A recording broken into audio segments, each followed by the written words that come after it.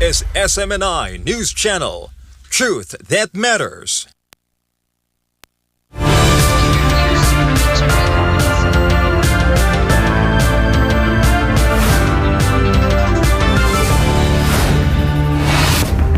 In the headlines, Venezuela's Interior Minister accuses U.S. Secretary of State Marco Rubio of trying to split the Republican Party for personal gain as military tensions between Caracas and Washington escalate in the Caribbean. Meanwhile, in Brazil, President Luiz Inácio Lula da Silva praises the court ruling that handed former President Jair Bolsonaro a 27-year sentence for attempting a coup, calling it an unprecedented victory for democratic institutions. In the Pacific, China and the United States strengthen military communication after the 2025 MMCA talks in Hawaii, even as Beijing issues a sharp warning to Japan over its growing defense posture and security revisions. Turning to Africa, in Guinea-Bissau, the military takes full control and installs a general as the new leader, ousting President Umaro Sissoco Embalo in a rapid political upheaval. In the Philippines, a Muslim coalition says the use of illegal drugs is haram, and they are demanding a clear response from President Marcos Jr. following new revelations that have sparked public pressure. Vice President Sara Duterte condemns the killing of a barangay captain in Barangay 3 de Mayo, Diga City, expressing fury and urging authorities to bring the perpetrators to account. And in showbiz, Jisoo of Blackpink earns praise from Filipino fans after posting a Tagalog appreciation message on Instagram following the group's two-night deadline concert at the Philippine Arena. I'm Carlo de la Peña. Newsline World starts now.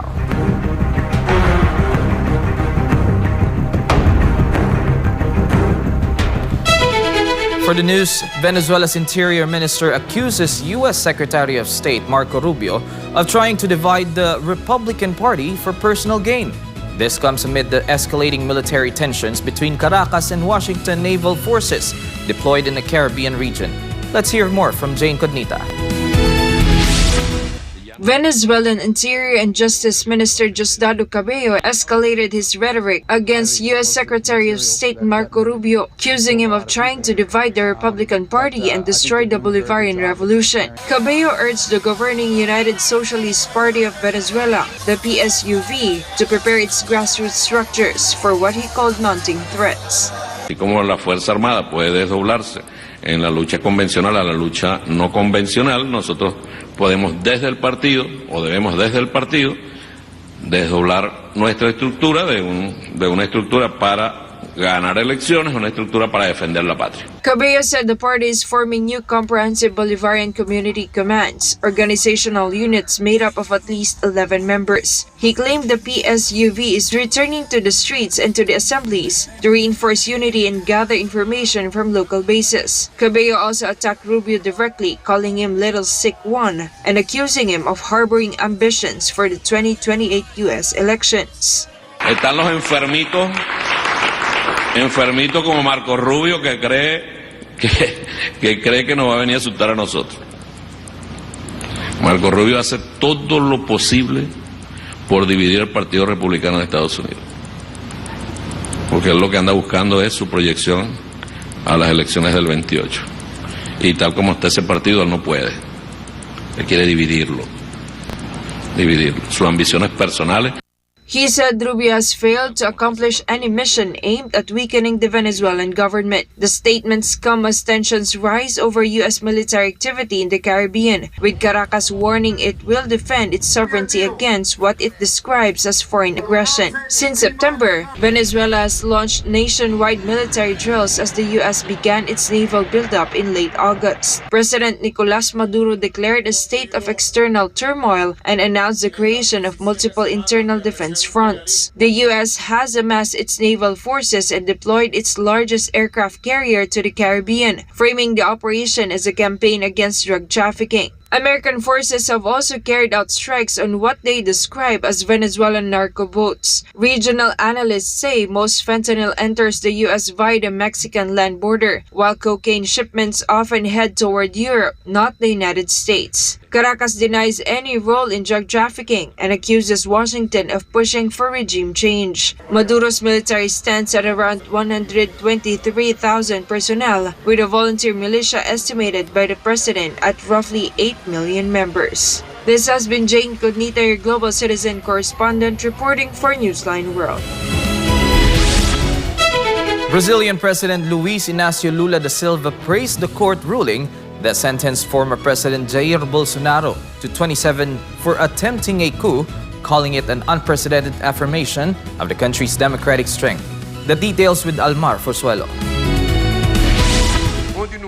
President Luiz Inácio Lula da Silva took the stage at the Palácio do Planalto in Brasilia, calling the ruling against Jair Bolsonaro the first time in the country's history that a former president has been jailed for attempting a coup. He said Brazil showed the world that its institutions remain strong even under heavy political and commercial pressure from abroad. Esse país ontem deu uma lição de democracia ao mundo. Ao mundo.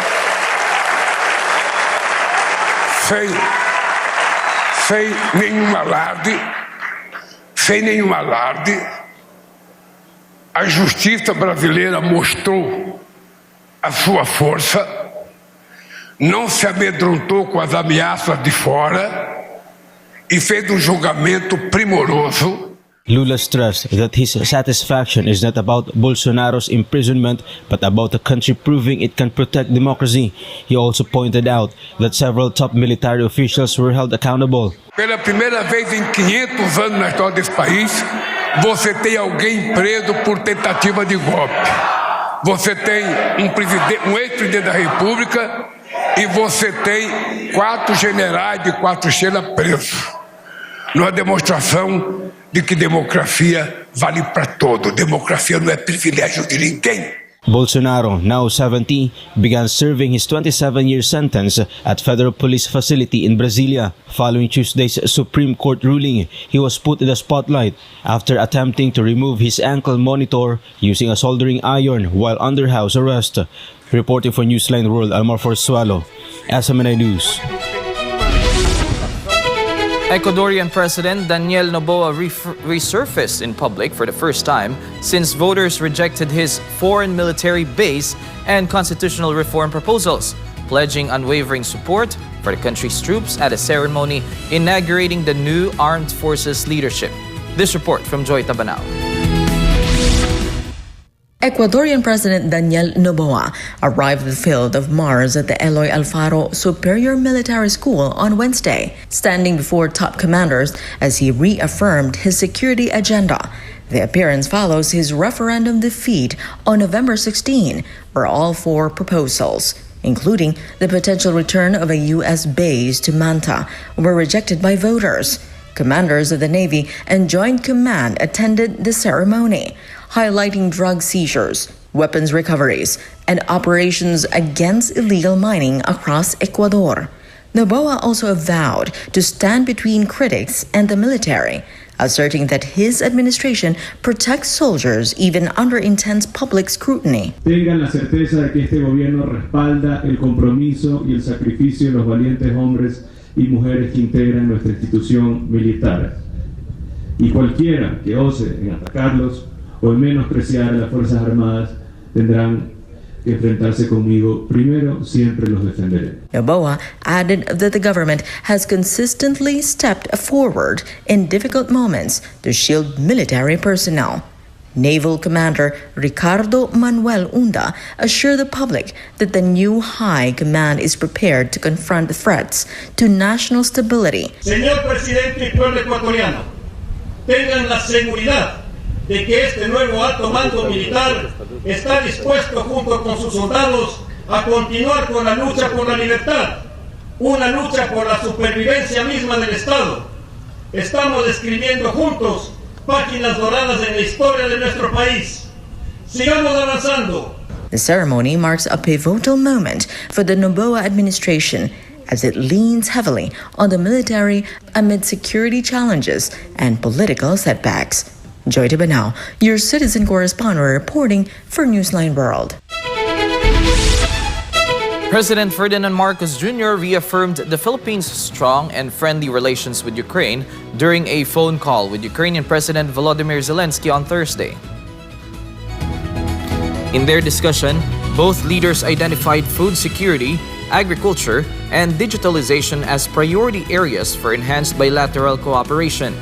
President Marcos also noted that the conversation included ways to deepen engagement between Ukraine and the Association of Southeast Asian Nations or ASEAN as the Philippines prepares to assume the bloc's chairship next year.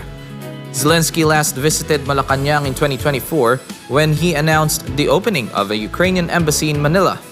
Diplomatic relations between the Philippines and Ukraine were formally established in 1992. Up next in the Pacific, China and the United States strengthen military communication after the 2025 MMCA talks in Hawaii, even as Beijing issues a sharp warning to Japan over its growing defense posture and security revisions. Turning to Africa, in Guinea-Bissau, the military takes full control and installs a general as a new leader, ousting President Umaro Sissoco Embalo in a rapid political upheaval. More news when Newsline World returns.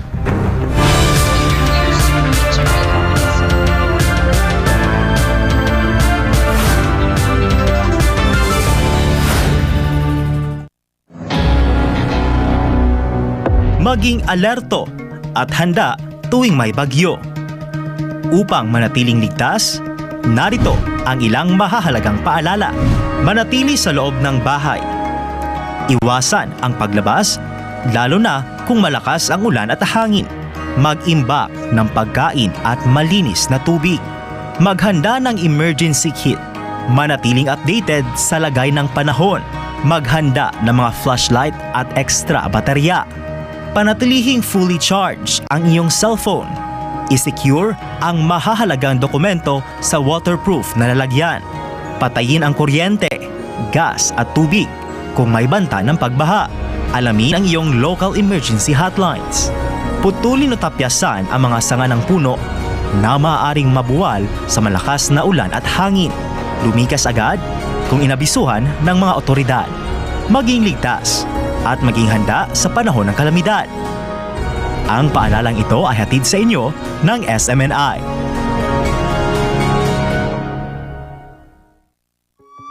Maging ligtas, maging handa. Narito ang ilang paalala kung sakaling tumama ang lindol. Maghanda ng emergency kits na may lamang flashlight, pito, first aid kit, tubig at pagkain. Alamin ang emergency exits sa inyong bahay, paaralan o opisina. Habang lumilindol, magtago sa ilalim ng matibay na lamesa upang maprotektahan ang sarili sa mga nahuhulog na bagay. Lumayo sa mga bintana at mabibigat na gamit na maaaring mahulog. Kung ikaw ay nasa labas, lumayo sa mga gusali, puno o poste na maaaring matumba. Kung ikaw ay nagmamaneho, itabi at ihinto ang sasakyan at lumabas. Pagkatapos ng lindol, gamitin ang hagdan sa paglabas ng gusali at huwag gumamit ng elevator. Maging alerto sa aftershocks at manatili sa open space kung kinakailangan. Maging ligtas at maging handa sa anumang sakuna. Ang paalalang ito ay hatid sa inyo ng SMNI.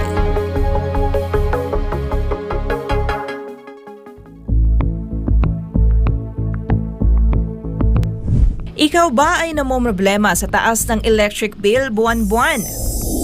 Huwag mag-alala, narito ang ilang paraan upang makatipid sa kuryente. Patayin ang mga ilaw at appliances kapag hindi ginagamit. Sa halip ay gumamit ng natural na liwanag upang makatipid sa kuryente. Tanggalin sa saksakan ang mga appliances kung hindi ginagamit. Iwasan ang paggamit ng maraming appliances ng sabay-sabay. Gumamit ng LED bulbs. Ito ay mas tipid sa kuryente kumpara sa mga incandescent at fluorescent bulbs. Regular na linisin ang mga appliances tulad ng electric fan, aircon vents at refrigerator. Magkaroon ng takdang araw sa isang linggo sa pamamalansya at paglalaba. Gumamit ng energy-efficient appliances. Tandaan, maging wais sa paggamit ng kuryente upang makatipid para mas gumaan ang buhay. Ang paalalang ito ay hatid sa inyo ng SMNI.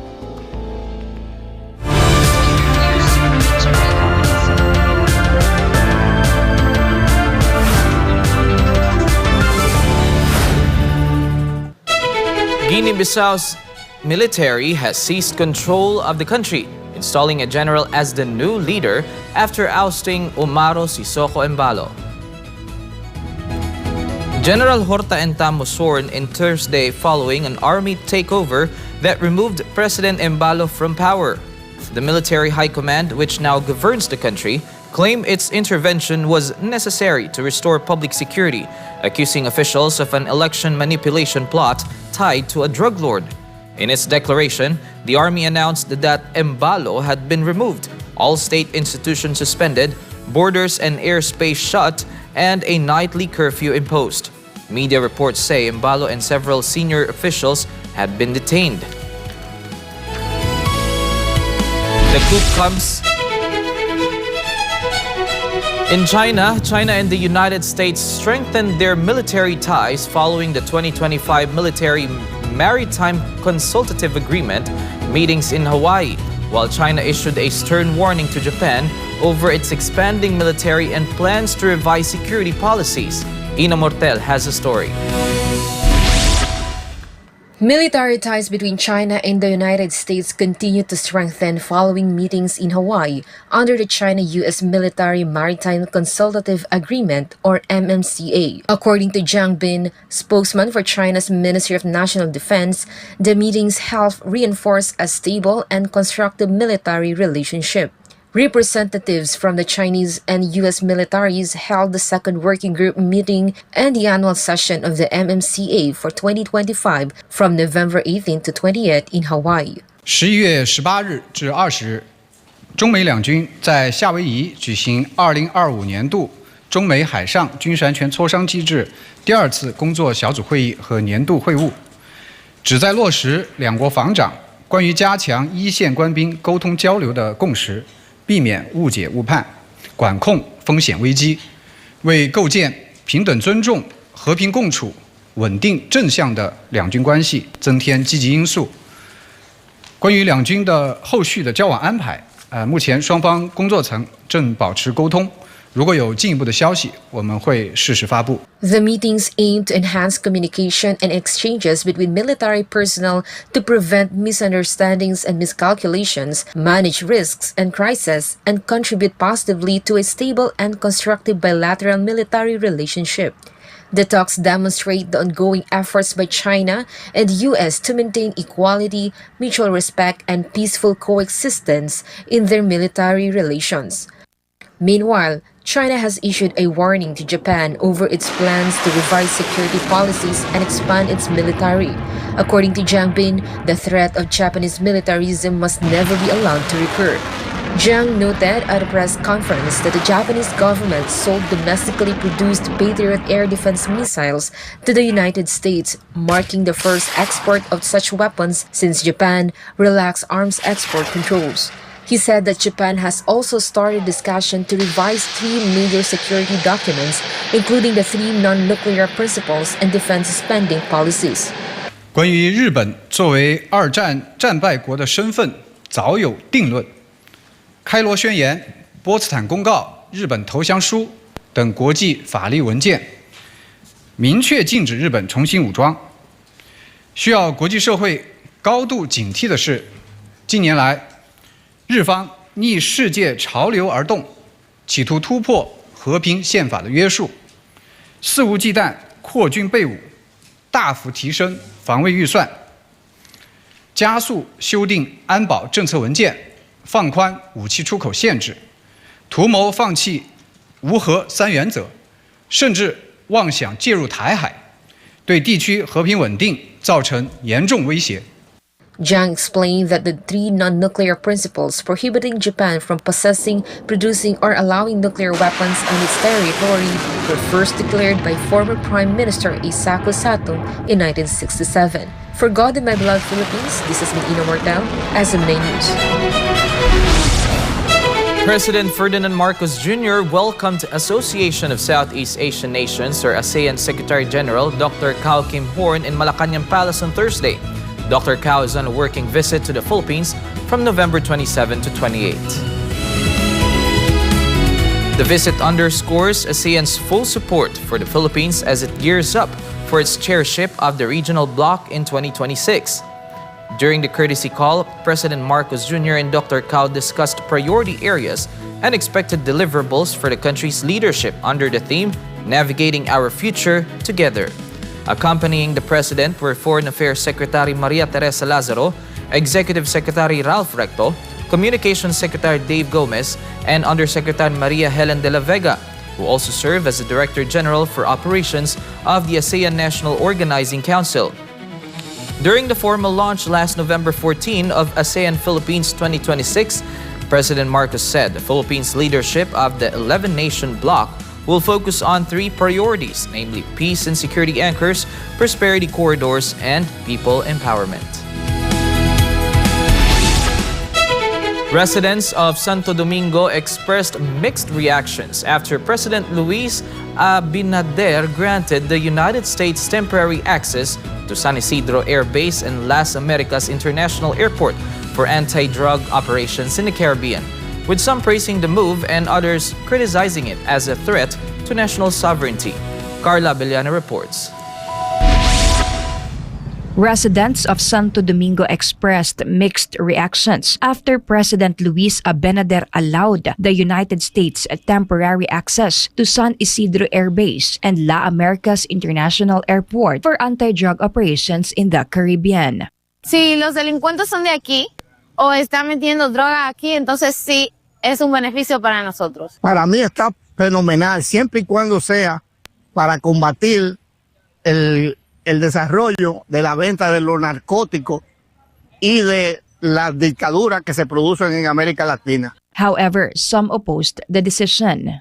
Yo en realidad no apoyaría la decisión del presidente porque va en contra de nuestros derechos, va en contra de nuestra constitución, que es siempre tener todo bajo el control del gobierno. Creo que es más por intereses estadounidenses que por el hecho de ayudar a nuestro país. Está muy mal por aceptar que Estados Unidos tenga todos los privilegios que tiene República Dominicana. Si hay otro objetivo, realmente no lo sé, pero usted sabe que los Estados Unidos siempre tienen un as bajo la manga. According to a statement from President Abinader and the U.S. Secretary of Defense, U.S. aircraft and technical personnel are allowed to use the facilities for logistical support, refueling, and the transport of equipment and personnel for anti-drug operations in the Caribbean. The government emphasized that the permission is temporary and strictly limited to logistical assistance. It clarified that does not involve military operations on Dominican soil, but only technical and transport support. For God and my beloved Philippines, Carla Abellana, SMNI News.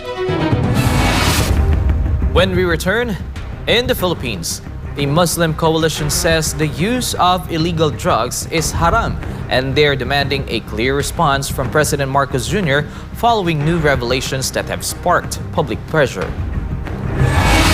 Vice President Sara Duterte condemns the killing of a barangay captain in Barangay 3 de Mayo, Digo City, expressing fury and urging authorities to bring the perpetrators to account.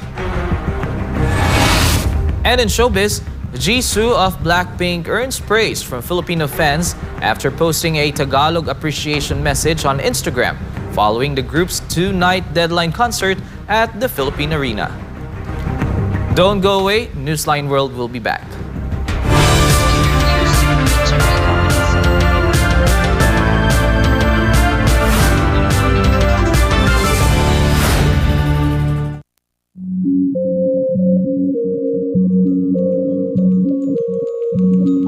Sa panahon ng tag-ulan, hindi lang baha at ulan ang dapat bantayan.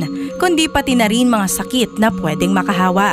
At dahil ngayon ay rainy season, nagbabala ang Department of Health laban sa tinatawag na wild diseases. 4 na klase ng sakit na karaniwang nakukuha ng tao tuwing maulan. Ito ang W o waterborne diseases, gaya ng pagdudumi o gastroenteritis. I o influenza-like illnesses, gaya ng sipon, ubo at lagnat. L o leptospirosis, na maaaring makuha mula sa ihi ng mga daga sa baha. At D o dengue, na dala ng mga lamok. Kapag baha, mas mabilis kumalat ang mikrobyo. Kaya't ugaliin ang paghuhugas ng kamay at agad maligo matapos lumusong sa baha. Ano ang dapat gawin para maiwasan ang wild diseases? Tumutok sa weather updates. Magsuot ng kapote at bota. Siguraduhing malinis ang iniinom na tubig. Agad kumonsulta sa health center kung may nararamdamang sintomas. Mainam din gawin ang 40 o ang taob, taktak, tuyo at takip para maiwasan ang dengue sa bahay at komunidad. Maglinis, magmasid, mag-ingat. Labanan ang wild diseases ngayong tag-ulan. Ang paalalang ito ay hatid sa inyo ng SMNI.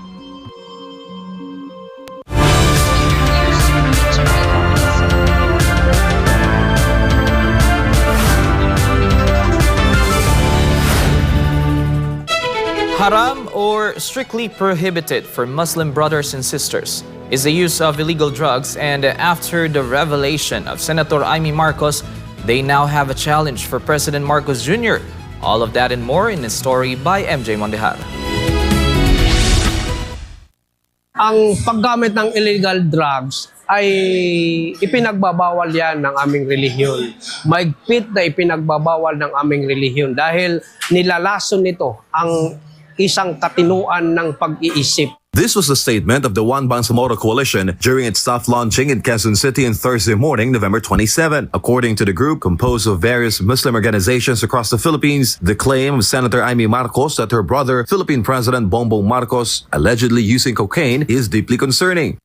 At mas lalo ngayong nagsalita na yung kanyang kapatid na kung talagang siya ay gumagamit ng ipinagbabawal na droga, ay masasabi natin na wala na siyang moral ascendancy. The use of illegal drugs is strictly forbidden in Islam, a teaching strictly observed by Muslim countries. The One Bangsamoro Coalition notes that more than 10 million Muslims live in the Philippines, citizens closely watching allegations of widespread corruption in government and the persistent issue of alleged drug use hounding the president. Kailangan tumindig na tayo dito. Kailangan manindigan tayo at kailangan manawagan tayo sa presidente na siya ay sumailalim sa isang hair follicle drug test. Senator Amy Marcos herself challenged the president and his family to undergo a hair follicle test. Vice President Sara Duterte echoed the same challenge after speaking out on the issue of the president's alleged drug use. Last January, this was the response of President Marcos Jr. when his former executive secretary, Attorney Vic Rodriguez, challenged him to take a hair follicle test.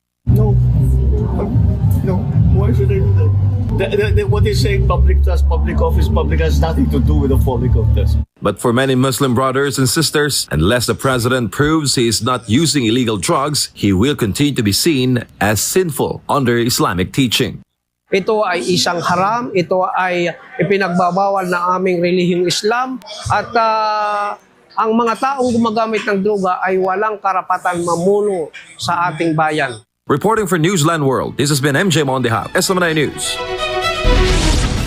Vice President Sara Duterte expressed strong outrage over the killing of Captain Oscar Dodong Bucol Jr. of Barangay 3 de Mayo, Digos City.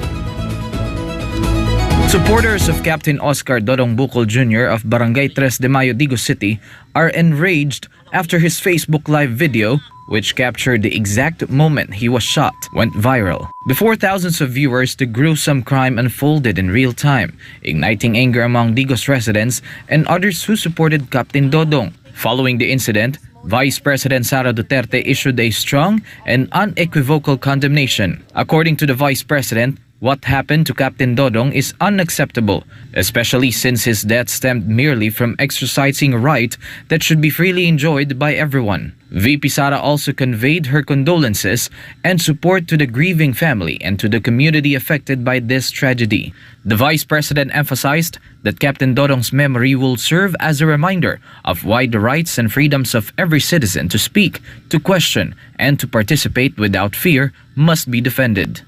For now, authorities are continuing their investigation to identify and arrest those behind the merciless killing of Captain Dodong. Agriculture Secretary Francisco Chu Laurel Jr. has fired back at former Ako Bicol Representative Zaldico over his recent disclosures on social media. Here's Sheena Torno with the report. Bumababa ang presyo ng bigas. Kahit ibinaba na ang taripa nito, kaya iminungkahi ko kay Speaker Romualdez na magpatawag ng investigasyon sa pamamagitan ng Quinta Committee hearings.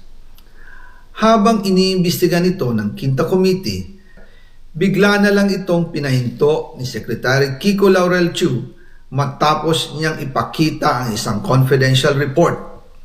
Nakasaad dito na si First Lady Lisa Marcos mismo ang may hawak sa mga rice importers. Ayon kay Secretary Laurel, maaapektuhan daw ang First Lady kung itutuloy ang investigasyon.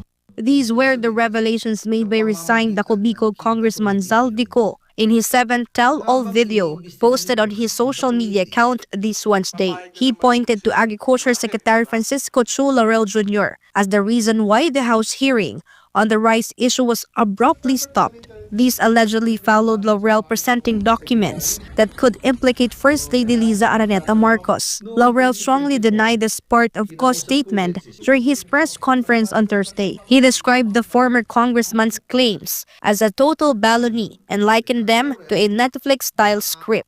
Ito ho yung confidential report na sinabit namin sa Kongreso. Wala ho ang pangalan ni First Lady dito. Napakasinungaling talaga. Talagang ang galing, pwede kong tawagin siya mananahi. Ang galing magtahi ng kwento.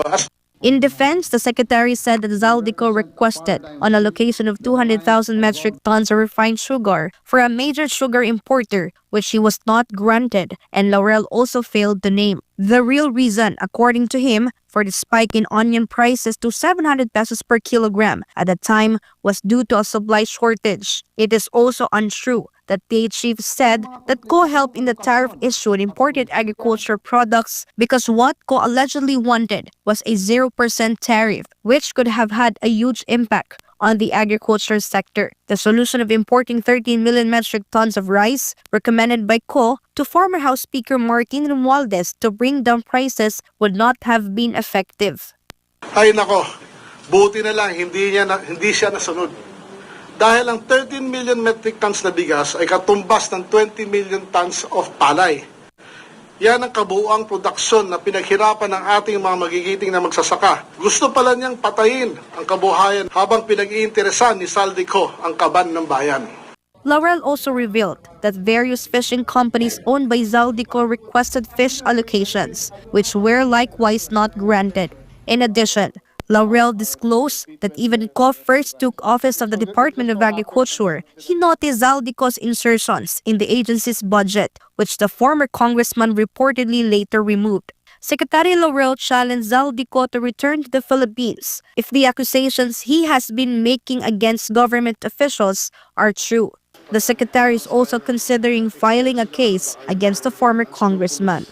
One of my DA, sir, kasuhan mo na. So I told him to prepare a case, but to whether to file it or not, siyempre gusto ko talaga filean na ngayon, no? Cyber libel. For God and for my beloved Philippines, this has been Sheena Torno, SMNI News. The Bureau of Internal Revenue, or BIR, has already filed 3 batches of complaints against individuals and companies implicated in the flood control scandal. The latest to face tax evasion charges are Sally Santos of Sims Construction and IM Construction, both of which received contracts for flood control projects in Bulacan. The tax records of Senator Chis Escudero's campaign donor will also be scrutinized by the BIR. Margot Gonzalez reports. The owners of Sims Construction, Sally Santos and IM Construction are now being pursued by the Bureau of Internal Revenue or BIR for tax evasion. In the third batch of filings, they were charged with 13.8 million in tax evasion complaints at the DOJ, led by Internal Revenue Commissioner Charlito Mendoza. According to Mendoza, Santos has a total tax liability of 6.4 million pesos based on unpaid taxes for the first and second quarters of the current year, while IM Construction owes 7.4 million pesos for unpaid taxes in the fourth quarter of 2024.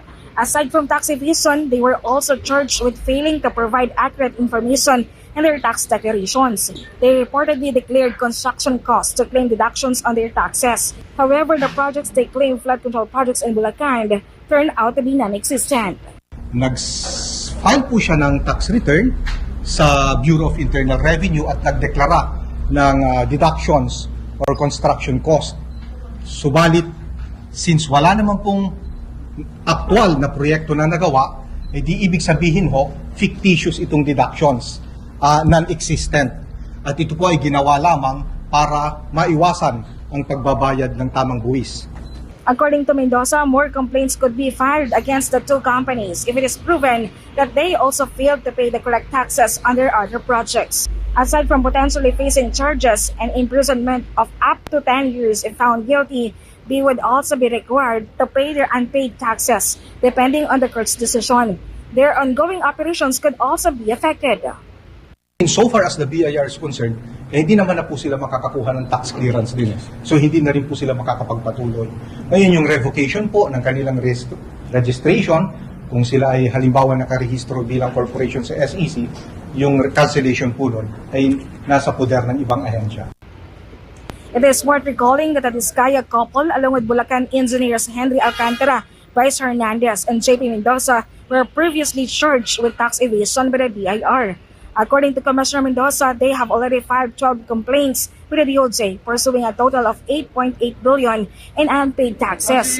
Many more individuals could also face charges from the BIR as long as sufficient evidence is available against them, including Saldico and others implicated in the flood control scandal. Even Senator Jesus Escudero's campaign donor will have their tax records scrutinized by the BIR. Sinasabi niya na nagdeklara siya, nagbigay siya ng donation na 30 million pesos. Ibig sabihin, meron siyang asset na 30 million pesos na ibinigay niya. So, ibabangga naman po namin ito sa mga tax returns na isinampa niya.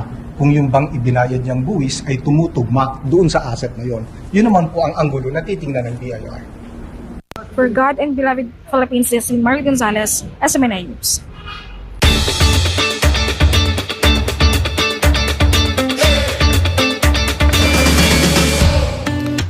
Sydney kicked off his warm festive season with joy and community spirit as thousands filled Martin Place on Thursday to witness Santa Claus light up New South Wales' tallest Christmas tree.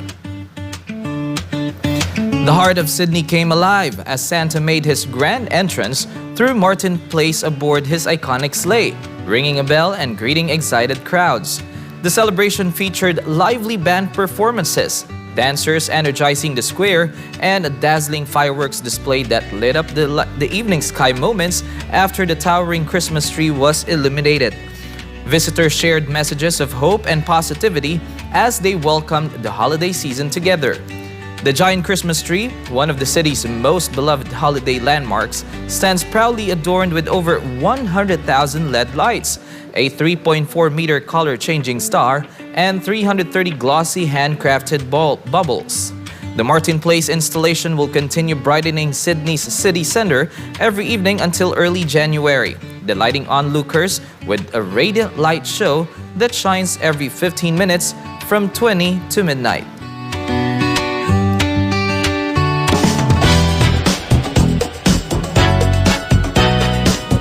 For showbiz news, Jisoo of Blackpink is winning praise from Filipino fans after posting a Tagalog appreciation message on Instagram following the group's two-night deadline concert at the Philippine Arena.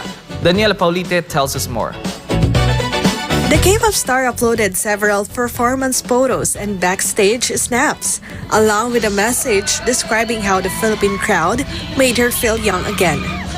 Fans say The surprise Tagalog post went viral within minutes, trending on local X and TikTok feeds. Regional entertainment outlets also reported that Filipino Blinks delivered one of Blackpink's loudest crowds on the tour, with Korean media outlet Star News Korea noting that the pink wave at the arena became a highlight across social platforms. Blackpink performed for 2 consecutive nights, bringing their deadline tour to what international outlets called one of the group's largest indoor venues this year. Local media also reported the traffic around Bulacan surged as fans traveled from multiple provinces for the show. Their latest single, Jump, released in July, is their first group comeback since the 2022 Born Pink album, which included chart-topping hits like Shutdown and Pink Venom. The group also celebrated its 9th debut anniversary this August. For many Filipino fans, Jesus Tagalog Message added a personal touch to a concert weekend already described as unforgettable, reinforcing the Philippines' reputation as one of Blackpink's most passionate global fan bases. Reporting for Newsline World, Daniela Paulita, SMNI News. And before we end, may you be inspired with the words of the Sun.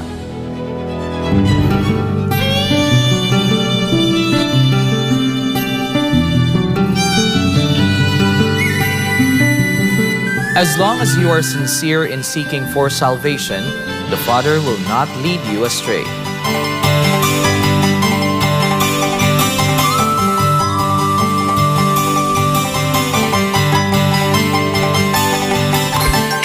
And as we keep track of the countdown, there's only 27 days left before Christmas. And that's all for this edition of Newsline World. For God and my beloved country, the Philippines, I'm Carlo de la Peña. Thank you for watching. Goodbye.